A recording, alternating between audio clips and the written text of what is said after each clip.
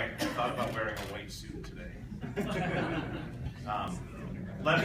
I'm Paul Gaffney. I don't know that I've met everyone here. I want to first thank Chris Smith and Andrew Fritz. When they came with this idea,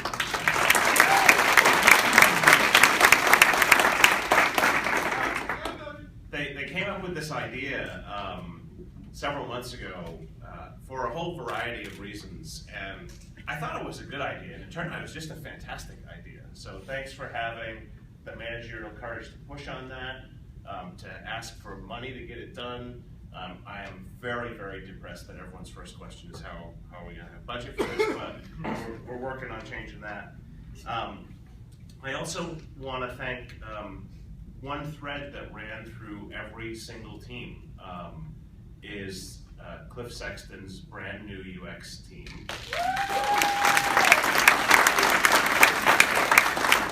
They're here in force, and that's fantastic. This team is only 9 months old, and it has made a huge difference, and that showed up on all 5 of these projects. Making software is an important thing, but making useful software is a much more important thing, and we're learning how to do both really, really well, and that's just fantastic. And I jotted down a number of things. I'm glad we did this, and I think we're definitely going to try to do this every quarter. I'm glad we named it the Quarterly Development Games. I'm not exactly sure how we're going to manage to stage this every quarter. We will harvest the takeaways of, I thought it was very interesting, at least 3 of the 5 projects commented that because there was no design ahead of starting the project, everyone kind of started in a hole. That's actually a real-world observation. The best practice in most real-world settings is to try and get design a couple of iterations ahead of the main process, and we need to factor that into our approach to these games. And some warm-up would be good, and standardizing the pairing stations I think would be very, very, very effective. I'm sure there are more things, but those are the 3 that I noted down. The most significant thing that I noted, and it's the thing that makes me excited to come to work every day, is what fantastic people we have. 5 teams of folks that I think anyone would be excited to work with. It was great to see those folks take pride in the process, and more importantly, to enjoy working with each other. The importance of relationships and conversations. We're a software development organization, but I think it was quite apparent. It was apparent to me, it's apparent to me in the overall process, it's apparent to me in the games, that relationships and conversations easily trump almost everything else that we do. It almost doesn't matter what your starting skill point is on anything. You can leverage relationships and conversations to become substantially more productive. And the work that can get done by a team in a very short period of time, I think is just fantastic. The teams, all 5 of the teams, the willingness to try new ways of doing things was just really, really impressive. And every team had a little bit of a struggle with MVP. And we will always struggle with MVP because we all can see what the future might be, and it's really, really tempting to try and capture as much of it as possible. I think every team learned in their own way, though, how empowering it is to get okay with shipping some small fraction of that. Different levels of that on the teams, but I definitely saw on all 5 that the incredible power of actually shipping something, even if it's incomplete, whether it was folks talking about how they had something working on day 2 or day 3, and how much they were able to get accomplished in a week. The power of that's really, really important, and I'm not sure we do that enough for all of our organizations. I'm not sure we aggressively shorten the time from kickoff to code working. It's all about the code working at the end, and so it's really, really powerful to make it all about the code working as soon as possible. I loved that almost all the teams in what could have been a very stress-driven and high-drama environment actually practiced some things that are really, really important to me. How to de-stress stressful situations and how to operate without drama. operating without drama is really, really important.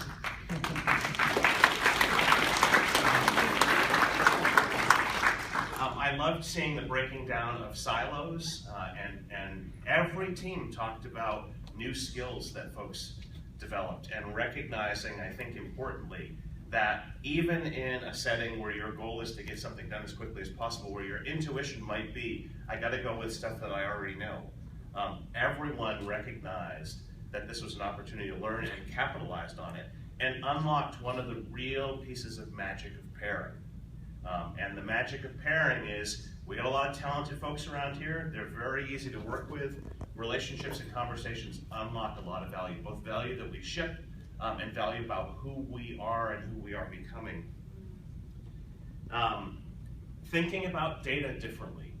I will share that it is enormously frustrating to me that we are kind of institutionally hamstrung by bottlenecks on how we handle data, and the simple act of saying, hey, we can just stick this in a bucket. And folks who know this, I mean, you know, that's the fundamental organizing principle of Amazon's S3 cloud, is the bucket.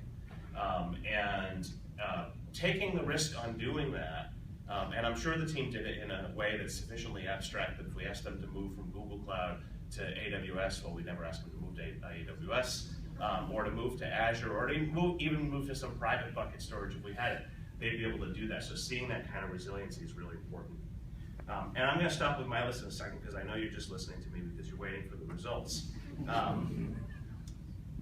The last note that I made to myself, though, I think is perhaps the most important thing for me that I'm going to try and take away and figure out. Because the baseline important stuff, I hope you already know. As a leadership team, we are very committed to trying to enable this to be more of our day-to-day reality.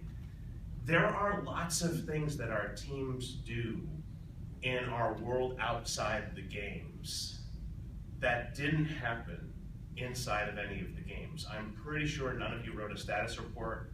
I'm pretty sure no one had to go to a collection of meetings that distracted them away. I'm pretty sure no one had to go to a review board. I'm pretty sure the team didn't feel like they were constrained by anything. And the question I'd ask all of you to reflect on, and I'm certainly constantly reflecting on and constantly reflecting on with my team, is every time we do something like this, we get an awful lot done. And then we go back and we do a whole bunch of stuff that we don't do when we're doing this. Everyone commented on how fun this was. So I'd like all of us to continue to bring scrutiny to what are all those things that we do in other settings that we don't do when given this challenge of how much can you get done in 1 week? And challenge us to figure out, well, why do we still do those things when we're not running the games?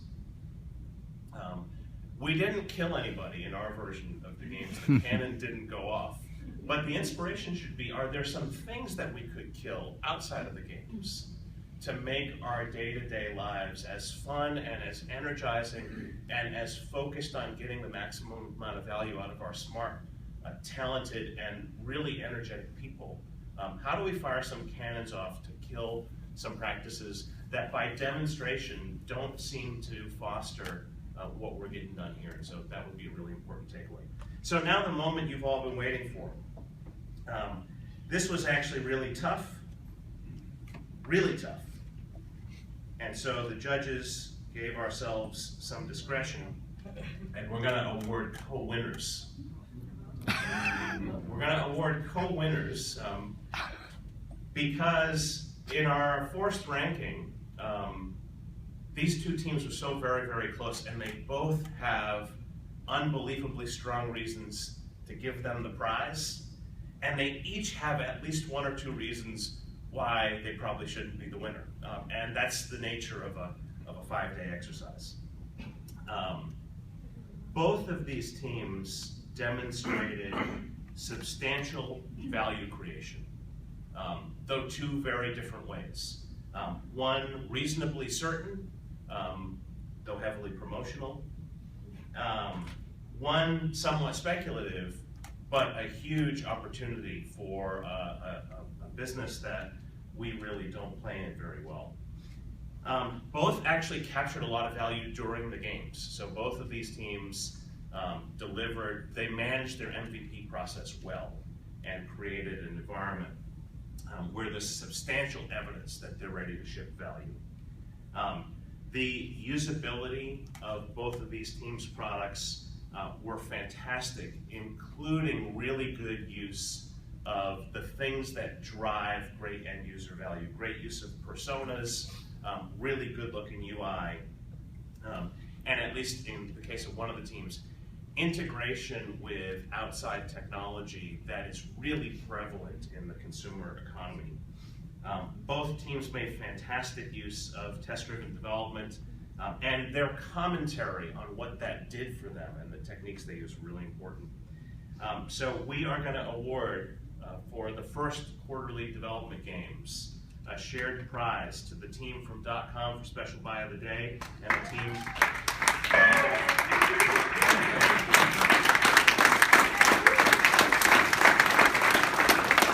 and the team from Services for the Day.